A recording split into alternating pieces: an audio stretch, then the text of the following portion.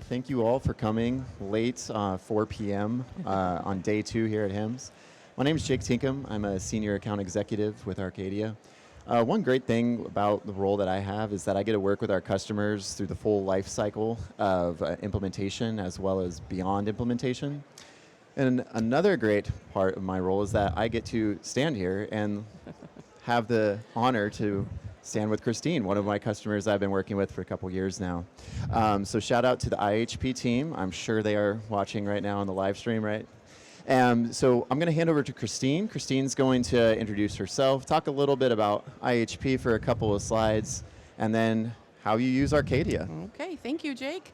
Good afternoon, everybody. Again, my name is Christine Ortwine, and I'm the Director of Pop Health Analytics and IT for Integrated Health Partners of Southern California.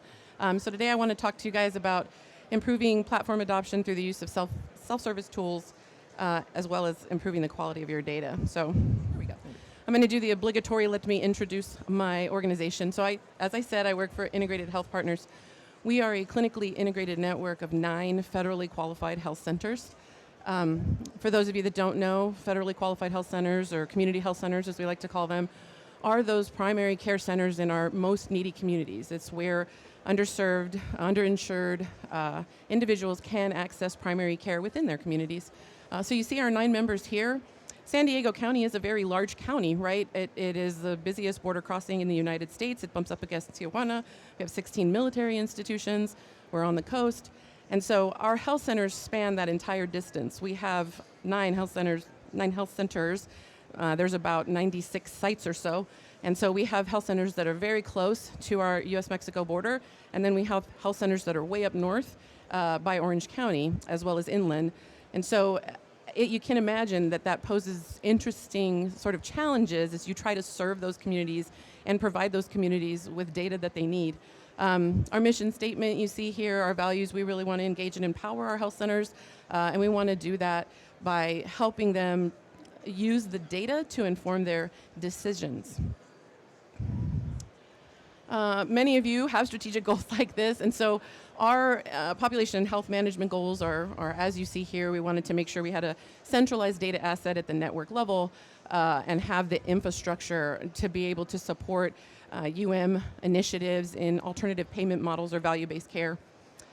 We also wanted to use that data to do sort of standard best-in-class or best practice workflows to help our health centers leverage all of that data and support them at the network level with reporting and analytic capabilities. And as you might expect, that's easier said than done. And so we started our journey with Arcadia about 5 years ago. We signed at the end of 2018 and began implementation in 2019. And we're a little bit different than most of Arcadia's customers in the sense we started off with our clinical connectors. We didn't have professional claims at the time, but we did have enrollment for our directly contracted health plans. And so 9 staggered EHR implementations. And since then, we've added enrollment, we've added lab feeds, we have our California Immunization Registry is integrated, our HIE in San Diego County, and in flight, we have our professional claims and the other lab feed, which is LabCorp. We use almost everything that Arcadia provides us with.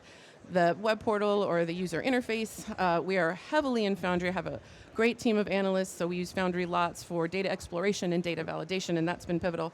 We also are rolling out new care management module programs as they tie to CalAIM, and I'll talk a little bit about that in a minute. Console, which is a new product that Arcadia released last year, we absolutely love it, and I'm going to talk about that. And then we're piloting some of the Vista dashboards and hope to use Bindery in the future. Now, all of this stuff has happened over the last 5 years, and so one of the things we learned, there's some incredible growth within our company, but also with the uptake of Arcadia. So we went from a team of 2 to 7 in just a year and a half. And what we realized as we went through our implementation journey is that we needed additional support for all the things that we didn't know we needed it for. And so data validation and governance, training and analysis and visualization. And if you saw the last talk, all of these things are key as you start the implementation of any shared data asset like Arcadia. When we first started, we had 9 CHC quality ops and coding teams, and now we have internal IHP. So that team also grew. 20 plus users in our internal staff helping to support initiatives around coding, around care management, and around quality measurement performance. So now let's talk about the big, right? How did we improve user adoption using self-service tools? So what we've been driving toward for our network is to release what we call the unified HEDIS dashboard. And essentially that's using Arcadia's, all of us have quality measures. We have 10 priority HEDIS quality measures that we're tracking. But each of the health center teams had really disparate workflows to get their data. They were going to health plan portals, they were trying to download care gap lists, enrollment files. They were all over the place, and each health center had different workflows. And so one of our main goals was to be able to use Arcadia for what it's for, and that's to aggregate all that data so they could go to one place to try to understand those performance measure within that platform. And so why is it such a big deal? Well, when you work with payer data, you know it's lagged, it's oftentimes incorrect, and you have to follow up on it. And so before we had this payer data integrated, we were trying to identify some of the fallouts that we were having. And so we wanted to understand the variance between what Arcadia was calculating in their certified HEDIS measure versus what our payers were providing us in their monthly scorecard. We had obviously those issues with data recency, so you're waiting 60 to 90 days to get a care gap list, and by 90 days some of those patients have come in, they've already had that service, right? But the payer isn't aware yet because the claim hasn't dropped. And again, as I mentioned, inefficient processes. Quality staff at each of the health center were going to so many different places to try to procure this data that it's just an extra effort for them. And so we wanted to take that burden sort of off their plates.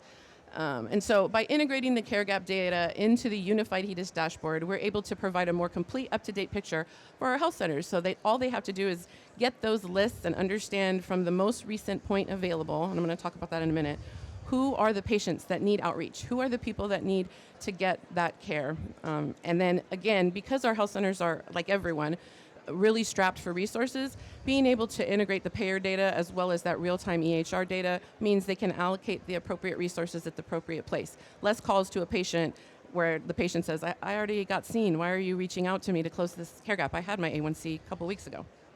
And this is just a couple of pictures. Every time we release a product in Arcadia, we do training, we have recorded videos, we have one-pagers that the staff can print and put by their desk so they can remember how to leverage any given report that's available in Arcadia. So this is a schematic, blah, blah, blah, blah, blah, right? This essentially is what the unified HEDIS dashboard represents for us. It's taking all of this data, our clinical EHR data, our network level enrollment data from our 4 health plans, the care gap list that we get from those health plans is where, and then all of the other clinical feeds, Quest, eventually LabCorp, the HIE. It's rolling it up and using Arcadia's algorithms, we're able to define 2 distinct use cases. The first use case, and Arcadia allows this through their global filters, is we're able to define the denominator and the numerator by payer only. And so that's a direct reflection of that particular care gap list or that particular performance for that particular period as the payer sees it, right? And we all know sometimes there's misses and hits to what the payer sees. But from a reporting standpoint and a responsibility standpoint, we need to understand what the payer thinks is happening so we can shore it up if they're missing data points or if there's an inaccuracy in that data. So that's the first use case. What does the payer say? The second use case is to say, the payer says these are the people that qualify for your measures, and these are the numerators that are available via the payer, and here's the more real-time clinical data that's coming in. So the compliance that you see in that dashboard is much more real-time, and when you look at a detailed care gap list, the people who are represented in that list as misses are really much more real-time in terms of the misses, and so you're able to, again, focus your resources. This right here, we've been driving toward for quite some time, and after we released, we launched it after much validation and much back and forth. And since we've launched it, we've seen a 44% increase in active user counts in Arcadia. So when you talk about improving the adoption of a network-wide population health tool, that is the proof that's in the pudding, right? They really did need this product, and they really are excited to use it. The second big thing that we have in terms of self-service is a product that Arcadia released last July, and it's called Console. And what Console does is it gives the users some control over the mapped terms that they have from those productized connectors. So our team, and I got a shout out to one of my team members, Misty, they will use this tool when we have mismappings. And why does that matter? If the data's mismapped, the measure adherence is all out of whack, you have people showing incorrectly that are compliant, you have people that are compliant that aren't showing up. And so with the ability to do this, we're able to sort of forego opening what I would call like a JIRA ticket within production support saying, hey, this term looks like it's mismapped, can you guys look at it? Now we have the power through Console to be able to choose, I'd like this term to be mapped to this, and then the data refreshes overnight and you can see the changes almost real time. And this little call out here, since July 2023, our analysts have been able to map approximately 19,000 terms over the 11 connectors that we have. And so Misty goes in there and checks, and she munges, and she looks, and she fixes, and then she's excited when she sees the fix. But this has been a huge value add for our organization because they're getting more trustful in the data, right? Prior, when we would have all these mismatches, and then there's always a lag in terms of when Arcadia, can do the research. Now we can immediately look at these terms and get them mapped. Means the data's better, means when we show the data to our stakeholders, they're more confident in it. Yeah, and one quick point on that, I know some of our product people might be in the audience right now. We can track actually who's using it, and when we turn this on, I do have to also give Misty a shout out. She was like the #1 user in all of Arcadia, so shout out to her. But it was definitely a testament with we're trying to release some self-service tools, really to kind of just get us somewhat out of the way. So that way all of our customers are able to just jump right in, get things on the fly. They're not having to do the back and forth research because they already know. And you can also go upstream a little bit when things are not mapped correctly within the EMR workflows. I know IHP has also worked on that a little bit to go more upstream to kind of educate some of those providers on how they're documenting things so that way they're mapped at the source of truth. They're mapped correctly. Sorry. Cool. So those are the new tools we've adopted. And again, we took 7 minutes to talk about it, but it's been over a 5-year period. We've had a lot of changes. We've worked through a lot of communication with Arcadia to get where we need to be. And so just some quick lessons, especially for people that might be beginning an implementation. I know the previous talk sort of touched on these, but they are very true. And these are the things that we have learned. When you're in the implementation phase, please plan accordingly. I know that every vendor and everyone says, we got this, it's all great. But there's a lot on the customer's end that has to be done because you're the one that knows your data. You're the one that understands how this data should be performing. And so planning for that and understanding if this implementation says it's going to take 12 weeks, that's in the best case scenario if nothing went wrong and the data was clean. And so that rarely happens. Also plan accordingly with your source internal and external partners, right? We are in a network of community health centers, and so the attrition rate and movement of clinicians and operational staff and quality staff is massive. And so you might train to something and you might be trugging along with that particular product, and then everybody who knew it, everybody who trained on it is gone. And now you have a whole new set of people. And so you need to make sure that you're monitoring that and you continually are communicative and you're transparent with those people.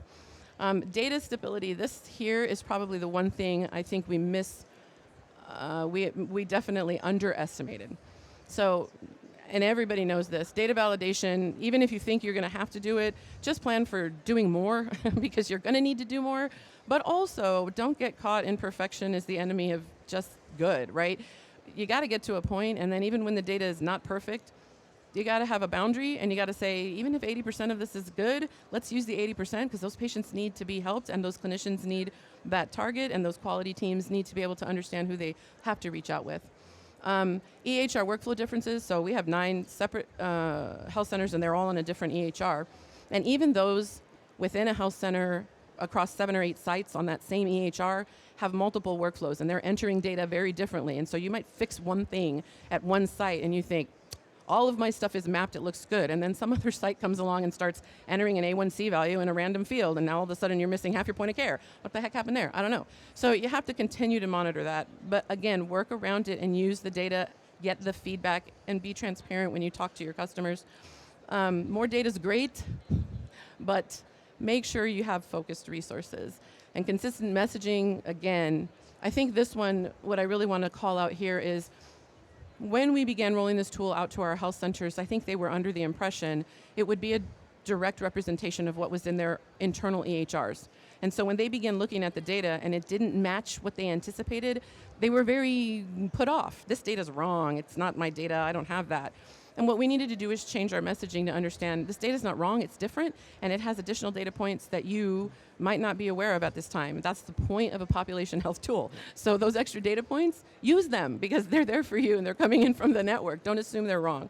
But when you have data that's erroneous, and you always will, follow up on it. Make sure that you're rectifying that situation. And then lastly, for adoption, again, relationships. I have people at each of the health centers. I'm just going to call them and be like, what's up, man? Can we talk about this? Can we schedule a meeting? I need you to look at this FOBT result and tell me if it's mapped appropriately. And we have a lot going on in the background. We have a senior analyst that is constantly in those connectors looking at the data and cleaning it so that when we send the payer files and we have the best absolute representation of those files, so the data is as correct as it can be. What else? Specific use cases. So this is a really good one. When we rolled out Arcadia, it was like, here's Arcadia, get in there, play around, look at every report, look at everything. Now, because it's overwhelming, especially if the health center staff is not seeing data they're used to. And so having 1 or 2 targeted use cases to sort of get them going and help them understand the value of the tool is absolutely essential. That helps them understand sort of what this data, so that's really the last point. Arcadia's value is for a small network like ourselves, and when I say small, we're not necessarily small, but the centralized support staff at Integrated Health Partners is a smaller team, right? So they have lots of health centers.